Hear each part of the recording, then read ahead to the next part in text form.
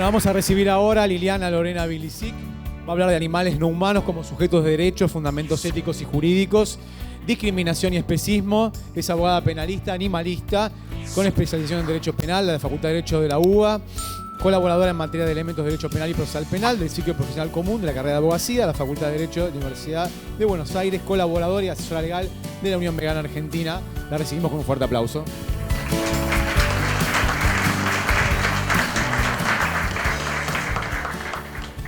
¿Qué tal? ¿Cómo están? Buenas tardes. Quiero agradecer primero a todos ustedes por estar acá presentes, a acercarse a este evento que me parece que es muy importante para todos nosotros. Es un momento de encuentro y aprendizaje en todo sentido. Así que muchas gracias por participar y muchas gracias a Manuel, Gabriela, a la Unión Vegana Argentina por organizarlo, ¿no? Y por permitirnos poder asistir a todos en esta oportunidad. Bueno, vamos a ver brevemente los fundamentos del derecho animal, ¿no? Yo soy abogada, animalista, como me han presentado, ejerzo activamente el derecho penal y en causas de maltrato animal, por lo cual me parece muy importante para todos que podamos entender primero cuál es el orden argumentativo, ¿no?, de la protección de los animales no humanos y por qué nos referimos a animales no humanos desde la dogmática del derecho animal. Bien, para arrancar me parece muy importante, para abordar este tema, hablar sobre el concepto de otro constitutivo. ¿Qué es el otro constitutivo?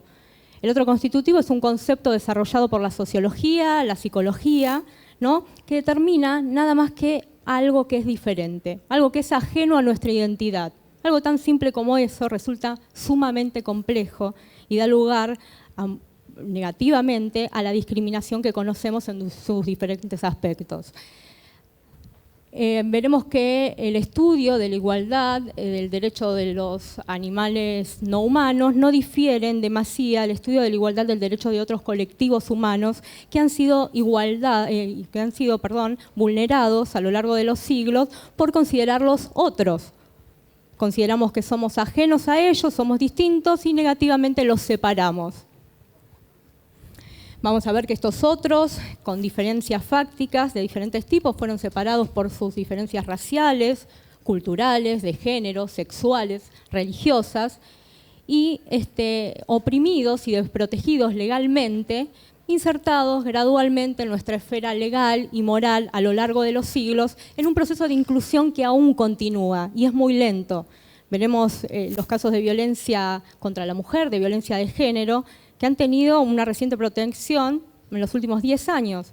Lo mismo con otros colectivos, lo mismo con los animales, que es una tarea pendiente esta progresión. Bueno, ahora, ¿por qué hablamos de animales no humanos? ¿A qué nos referimos cuando decimos animales no humanos? ¿Y pueden los animales no humanos ser sujetos de derecho? Para esto vamos a acudir brevemente a 3 argumentos básicos sobre la biología, la filosofía y la ética práctica y el derecho. Ahora bien, cuando hablamos de animales no humanos, nos referimos a ellos en estos términos porque no hay duda que nosotros pertenecemos al reino animal también. Tenemos animales humanos y animales no humanos, con diferentes características, pero inclusive cualquiera de los que han desarrollado la clasificación taxonómica de las especies acordaron, con sus diferencias en cuanto a la protección de los animales inclusive, que todos pertenecemos al reino animal.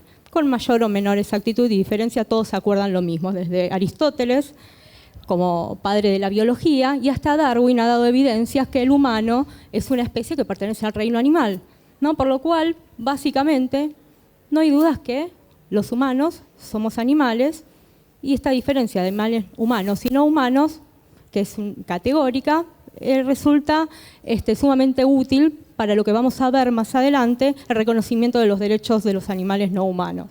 Ahora bien, con todas estas estas similitudes que vemos entre los diferentes que han desarrollado la clasificación taxonómica de la especie, veremos que todos, también en mayor o menor medida, coinciden que la conciencia es una diferencia fundamental entre los animales humanos y los no humanos.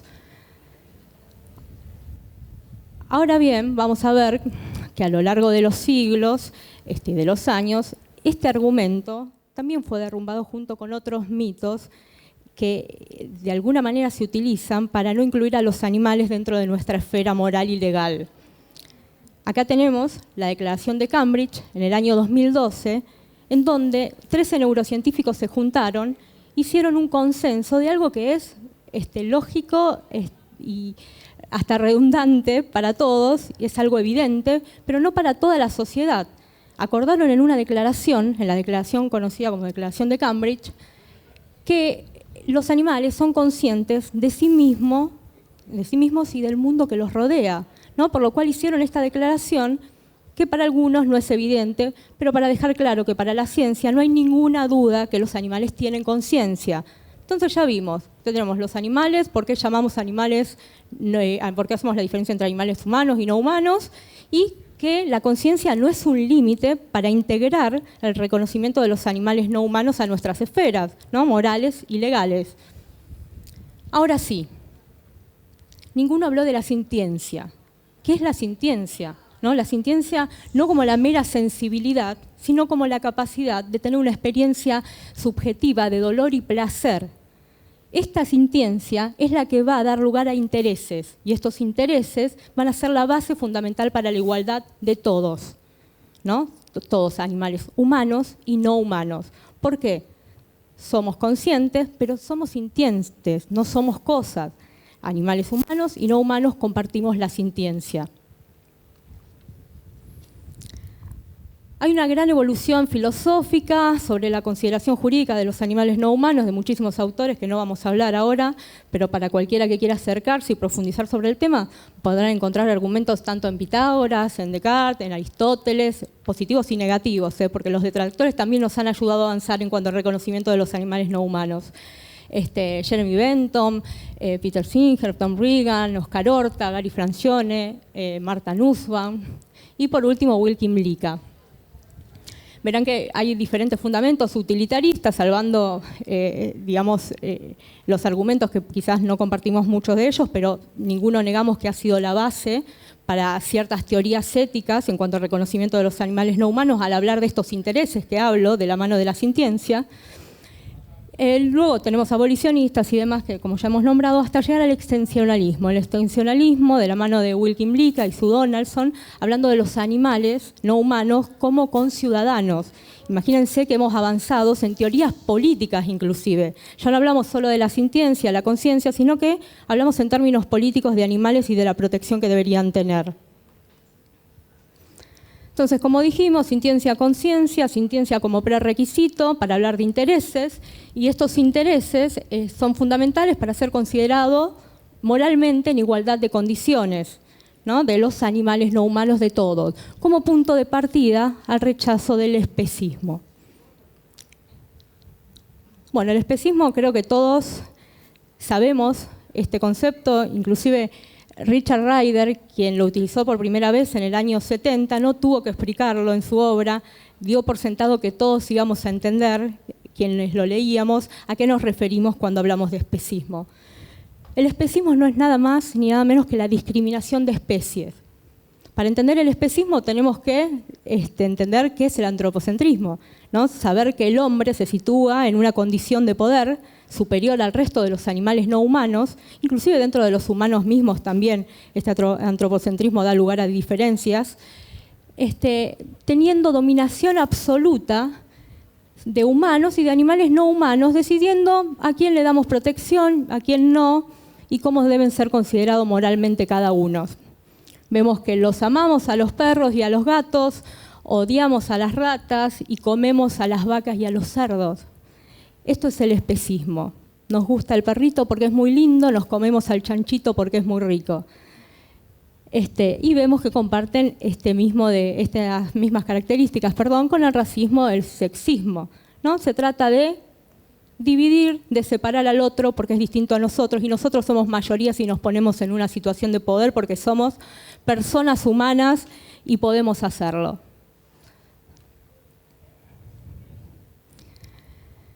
Ahora vemos cómo el especismo está basado en la consideración de las diferencias de hechos para otorgar o no derechos.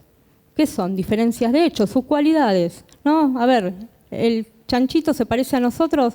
No, el perrito, bueno, es lindo, podemos jugar con él, le tiro la pelota, vuelve, es parecido a mí porque lo veo con algunas actitudes que, no sé, me da cariño, me da afecto, pero el chancho no, el chancho está en la mugre, no es muy parecido a nosotros, ¿no? El perro, bueno, parece una persona, escuchamos frecuentemente estos términos, y no, parece un perro, y me parece un perro y tiene derechos y tiene características distintas.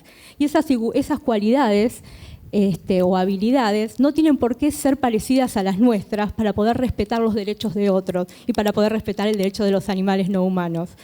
Es muy habitual que lo hagamos inocentemente inclusive, pero caemos indefectiblemente en el antropocentrismo en pensar que merecen algunas consideraciones por ser parecidos a nosotros. Ahora vemos que, como dijimos, no son nuestras habilidades o cualidades personales las que determinan si somos o no merecedores de la titularidad de un derecho, sí que lo son nuestros intereses. Entonces, para que quede claro, animales humanos y no humanos que, de la mano de la sintiencia, están habilitados al principio de igualdad de consideración de intereses, al principio de igualdad por su consideración de intereses, y que deben ser protegidos para las leyes e incluidos dentro de nuestra esfera moral. Bueno, desde el ámbito de la ética es razonable abogar por la consideración jurídica de los animales no humanos como sujetos de derechos, no por sus cualidades y habilidades, sino por su condición de seres sintientes. Esto como para que quede claro desde la biología y un pasaje práctico desde la ética, los fundamentos básicos del derecho animal. Ahora bien, aspectos jurídicos. Todo esto derrumbando mitos, ¿no? Derrumbando mitos de que los humanos no somos animales, por una cuestión conveniente discursiva para olvidarnos de nuestras características, que la sintiencia da lugar a intereses y a derechos y a consideración moral. Ahora desde el derecho, ¿no? ¿Podemos, según el derecho, pueden los animales no humanos ser sujetos de derecho?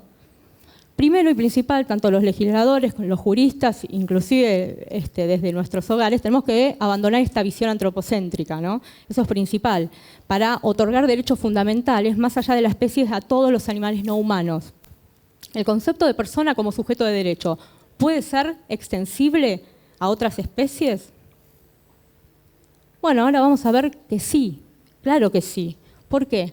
Porque la persona para el derecho no es nada más que una ficción. Es un término para hacer a este ente susceptible de adquirir derechos y contraer obligaciones. La persona es un término que no existe, es asignado a ciertas categorías para que se le puedan asignar estos derechos, ¿no? Como lo dijo Hans Kelsen, el derecho no es del hombre, sino de la persona. Es una categoría, nada más, por lo cual no existe ningún impedimento para poner dentro de estas categorías a los animales no humanos. Tenemos a las sociedades que no tienen ningún signo de humanidad y son personas.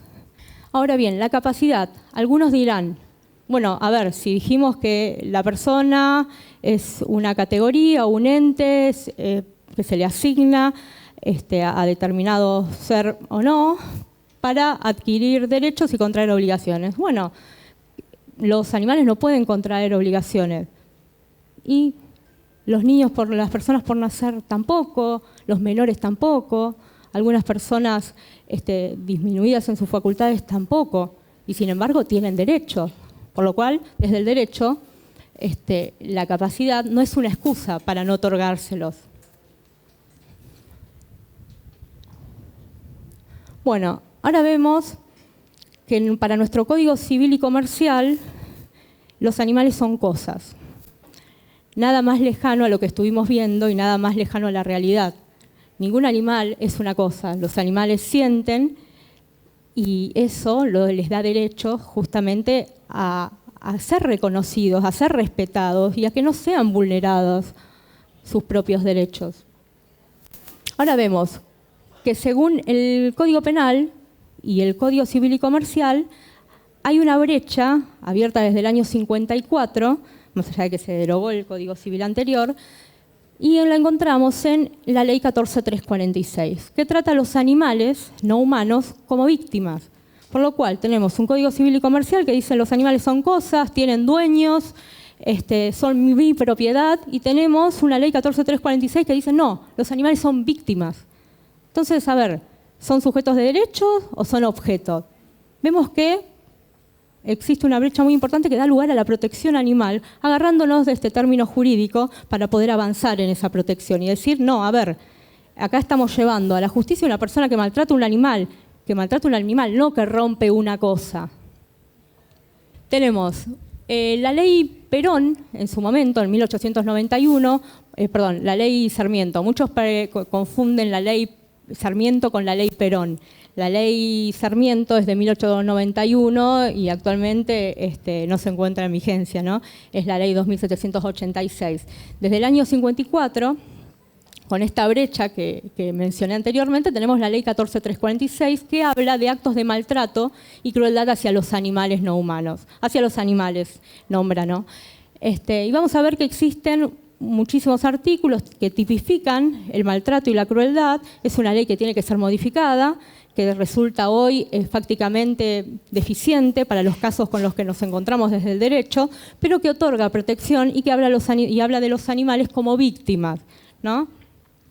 Vamos a ver que en esta ley encontramos no alimentar en cantidad y calidad suficiente un animal, causarle sufrimientos innecesarios, que este es nuestro comodín desde el derecho para todos los casos que no están legislados, ¿no? Se tratan de tipos penales muy abiertos, que hablan de conductas en un sentido muy amplio, por lo cual el artículo 3, inciso 7, nos da la pauta a nosotros para encuadrar varias conductas dentro de este tipo legal, ¿no? Habla de no causarles sufrimientos innecesarios o causarles algún sufrimiento por el solo espíritu de perversidad. Bueno, verán que la pena es de 15 días a un año, terrible, uno de los motivos, ¿no?, que muestran la clara modificación que necesita. Y la inclusión de otros tipos penales que no están incluidos, ¿no?, justamente en el texto legal, como el abandono, la zoofilia y demás, que claramente ese tipo de hechos constituyen un sufrimiento innecesario al animal. Tenemos, entre otras leyes, tenemos la ley de fauna, la ley de carrera de perros y demás, pero la base de protección animal hoy en día es la 14346, que, como dijimos, innovadora en su momento y deficiente hoy, necesita ser tratada para poder contemplar ciertas cuestiones que se presentan día a día de maltrato y crueldad hacia los animales, ¿no? Bueno, conclusiones. Primero, sabemos, y creo que es más que evidente, pero se desprende de todo lo que hemos visto y aún sin verlo, que los animales no son cosas. Los animales son seres sintientes que tienen que ser considerados dentro de nuestro círculo moral, incluidos en nuestra esfera moral y en el derecho.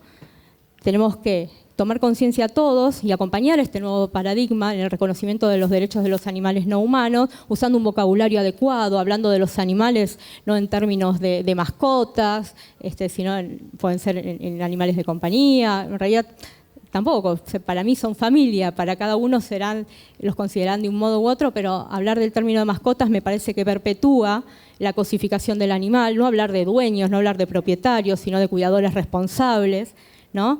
No hablar de cosas, los animales no son míos, son parte de mi familia. Creo que está en el compromiso de todos poder desde el hogar hacer que esto se expanda a nuestras leyes y a la sociedad misma, tomando conciencia del rol que ocupan los animales y que deben ser considerados sujetos de derechos, respetados, y que el resto de la sociedad no debe vulnerarlos por una cuestión cultural. No tenemos que comer animales para poder alimentarnos y tenemos que respetar al resto de ellos, ¿no?, tal como pretendemos que se nos respeten a nosotros mismos. Bueno, rápidamente, 2 minutos. Gracias. Hola. Bueno, simplemente para hacer una introducción, la doctora colabora activamente con la Unión Vegana Argentina en una de las causas más importantes que tiene que ver con la vegefobia. La vegefobia es una aversión hacia los vegetarianos, a los veganos en este caso, que estamos tratando que se reconozca como parte del mapeo del INADI, es decir, que el Instituto Nacional de Discriminación reconozca la vegefobia como una forma de discriminación, que no es solamente en lo que respecta linealmente de vegano atacado, buleado en un colegio, en un ambiente cualquiera, sino también implicar también el reconocimiento de los derechos de los veganos dentro de la sociedad, como una minoría que ya no es tan minoría. Es decir, la posibilidad de tener un derecho a la salud, un derecho a la educación a los hijos, un derecho al respeto del menú vegano en los ambientes públicos, reparticiones públicas centralizadas, descentralizadas, escuelas, universidades, etc. La doctora les va a hacer una explicación de lo que va a pasar en el día de mañana. Bien. Sí, no iba a explicar justamente eso, pero vamos igual. No, mañana tenemos una reunión en el INADI para plantear justamente esto con Manuel y Gabriela y demás. Como lo decía el doctor, sabemos que la vejefobia actualmente es una realidad, no estamos hablando de un número menor, estamos hablando de 4 millones de habitantes, ¿no? Un número importantísimo, me parece que era desconocido para muchos, ¿no? Inclusive para nosotros mismos, a mí me sorprendió muchísimo el censo. Y creo que como parte de esto que es una comunidad hoy en día, tenemos que hacer valer nuestros derechos, como visibilizando esta problemática. Mañana nosotros vamos a tratar de visibilizarla también ante el INADI, con mucho esfuerzo. Hace bastante, se está pidiendo una reunión hace un año, o más de un año me parece. Mañana nos van a atender, vamos a plantear con estas cifras esta problemática y esperamos poder conseguir justamente que se incluya dentro de los tipos de discriminación que conocemos, porque realmente es una realidad en los colegios, en la sociedad y demás. Vemos discriminación constante para las personas que estamos dentro del veganismo, ¿no? Vegetarianos, veganos y demás, justamente por ser otros, como hablábamos al principio, por considerarnos distintos a la mayoría. Entonces, me parece que es un compromiso de todos para poder dar visibilidad a esta causa, que ante cualquier acto de discriminación puedan acercarse al INADI y hacer una denuncia. Hay una fiscalía especializada también en el ámbito de la Ciudad Autónoma de Buenos Aires y también pueden realizar la denuncia por mail o acercarse directamente, la denuncia a denuncias@fiscalías.gov.ar, pueden hacerlo y pueden acercarse, como dije anteriormente, al INADI. Muestren que existen estos casos para que no parezcan invisibles para ellos, para el Estado, para nuestras leyes y demás, porque nadie tiene que vulnerar nuestros derechos por no querer el sufrimiento de los animales no humanos y porque justamente está entre nuestra libertad poder decidir qué comemos, qué no comer y poder dar información al resto para poder derribar justamente todos los mitos que existen en base a una cultura cárnica que se nos impone y nosotros no tenemos por qué pertenecer a ella. Y tenemos el derecho de informar a quienes no lo saben que tenemos un abanico de oportunidades enormes dentro del veganismo y no somos unos locos que van en la búsqueda de los derechos de los animales no humanos, traduciéndolos en nuestra mesa y en nuestra vida. Así que bueno, gracias a todos de vuelta. Perdón que tuve problemas para hablar, me operaron de la boca, así que sé que cesé mucho tiempo. Gracias a todos.